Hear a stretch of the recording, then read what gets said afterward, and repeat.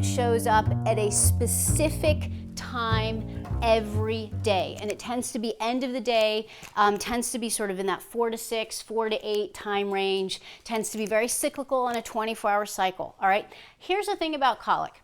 It happens and it will pass.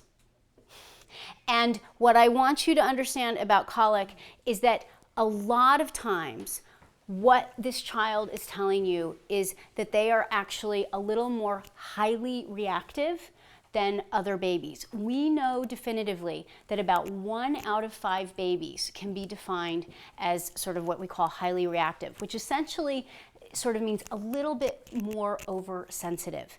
And these babies, if you have a colicky baby, there are really specific things to try to do. First, check the latch of the feed to see if maybe there's something that can be tweaked with the latch in terms of decreasing the amount of air they're swallowing.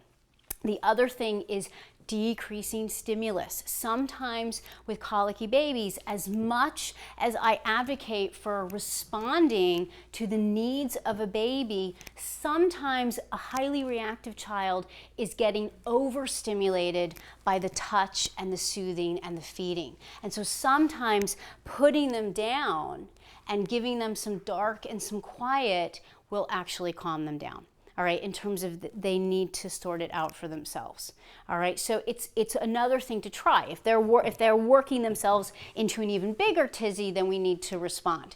But I want you to just tuck away the idea of sometimes if we have a really colicky baby, what we're doing here is actually increasing the stimulus and the sensitivity and making it harder to soothe the colicky baby. But what I also say about colic is that in general, it doesn't last longer than about 6 weeks if you've got it. Like, it does time out. But what you may notice is that if you have one of these babies that's a little bit more sensitive than others, that it just manifests as something else. The crying stops, but you're noticing that this child is a little bit needier in another area just across the board. All right. So I like to joke that my 16-year-old is still colicky.